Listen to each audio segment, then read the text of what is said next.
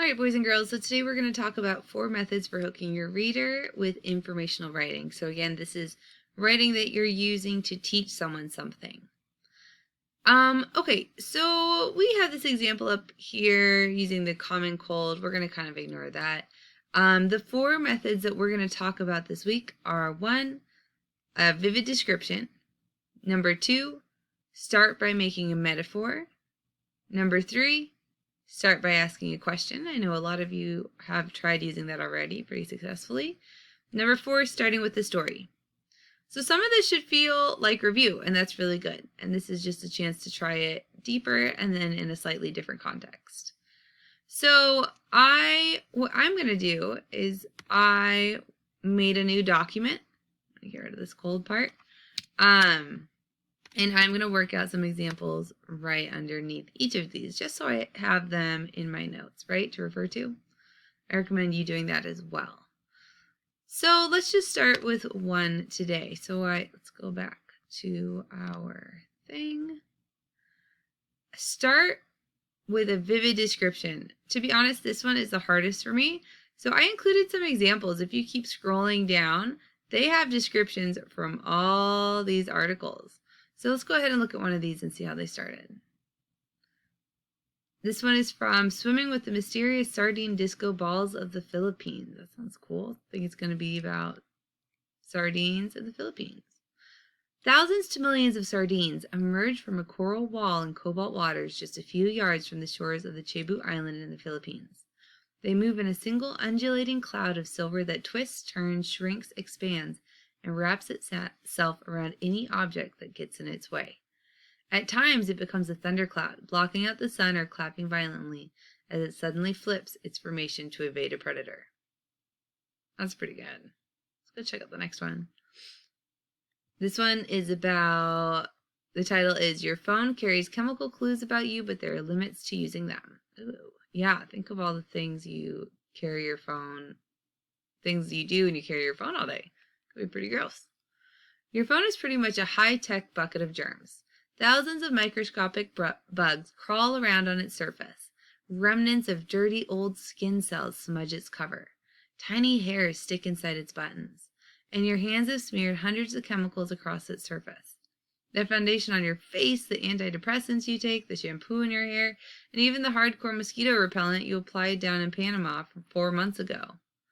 All of these things leave traces on your hands and phone. That's why scientists say they can use your phone to learn a lot about your lifestyle. Ooh, interesting. Here's the third one. Low on the horizon, the sun casts an eerie light on the icy sea. For several hours, the glow transforms the colorless terrain into shades of pink as the sun does not rise or set, but edges to the side, traveling in a semicircle before slowly sinking one last time. I am far north in the Arctic Ocean, and polar winter has just begun. Ooh, cool. It's kind of like what we're going through right now. Okay, so let's go back to our sheet. Oh, man. I am not coming up with anything off the top of my head, so I'm going to skip that one for now, actually. But if you can think of something good, go for it. You have some great examples here. And you're welcome to click on any of these links, guys. And there's lots more. So we will come back to it in a minute, or you are welcome to pause and go ahead and do that part on your own. Okay, what's our next one? Start by making a metaphor. I can do that. Having a cold is like blank. Okay, so this one's kind of nice because it has our template laid out for us. So if your brain isn't feeling very awake like mine isn't, you have some steps to follow.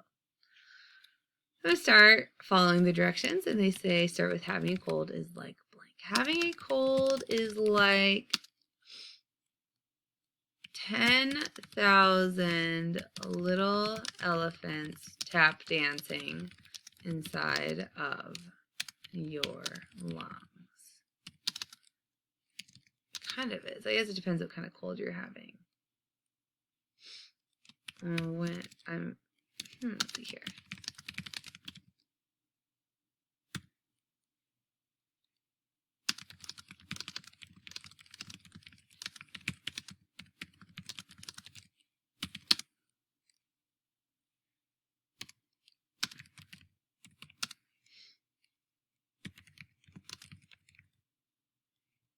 Man, these are getting a little weird.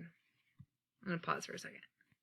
Okay, so I decided to stick with the elephant metaphor. Having a cold is like 10,000 little elephants tap dancing inside of your chest. When you have a cold, you feel like your nose is a broken faucet. As soon as you can breathe again, you realize that your nose is unbearably chapped and red. Even though you begin to regain your breath laying down, the quiet, heavy tapping of elephant feet tell you the virus has simply begun its journey down into your lungs. Okay, so that got a little creative. That's okay. Let's start now by asking a question. Let's think here. Let's stick with our cold topic, unless you want to do an example with one of your topics from your 24-hour journal. Let's think of a good question. Okay, so thinking about this question one, and let's actually look at our examples so that we can be a little more thoughtful. So let's think about this. You don't want to just ask like a yes or no question, really. I mean, you might. But you want to be really intentional about the question you ask because you want it to lead into the information you're about to present. So let's look at these. The title is When Water Balloons Hit a Bed of Nails and Don't Pop. Let's look. Is it possible to bounce a water balloon off a bed of nails? Surprisingly, yes. Okay. So we're leading into the information that I think that the article is going to talk about. Let's look at the second one.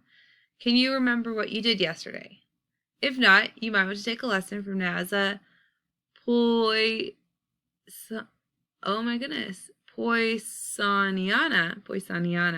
Wow. A star-shaped flowering plant from the Peruvian Andes with an unusual skill set. That's amazing. Okay, so think about a question you might ask. So I kept mine really simple because I know I want to talk about the experience of having a cold.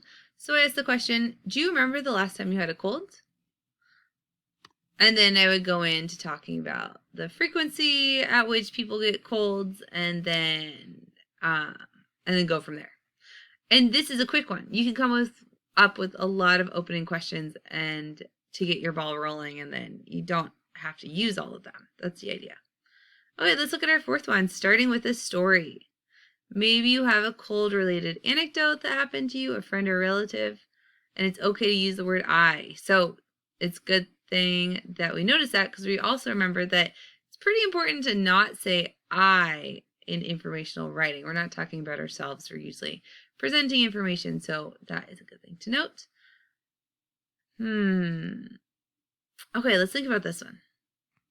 Okay, so this is a personal story I came up with. Okay. Every year I congratulate myself for not getting a cold when school starts in the fall. This period, which I refer to as my personal honeymoon phase, typically lasts about 3 weeks. I mean, it lasts a little longer than that, but anyways. Inevitably, when October rolls around, the personal honeymoon phase fades away. I begin sleeping more often, spending more time indoors, and then, bam, it hits me.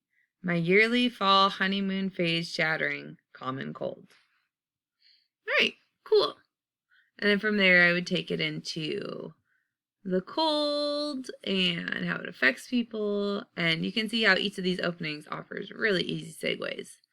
So you guys kind of have an idea at this point of what these examples look like. We'll go through them one more time. We have a vivid description, which we didn't quite get to, but we'll get to later once our brains are a little more awake. Number 2, and you are also welcome to look at the other examples. Number 2, start by making a metaphor. And you have the template right here, and here's our example. Okay, good. Number 3, asking a question. Our question was, do you remember the last time you had a cold? And number 4 was our story. Okay, so using this information, I want you to come up with at least 2 openings, or you should be turning in 2 polished openings, but really you should be practicing all of them. My expectation is that you practice each of them and have them in your notes. So let me know if you have any questions. Good luck practicing these openings. And if you hook into something you really like, don't be afraid to just keep writing. Another option this week is to turn in a single 500-word essay. And that would be by turning one of your openings into an essay. Let me know if you have any questions about that, and good luck.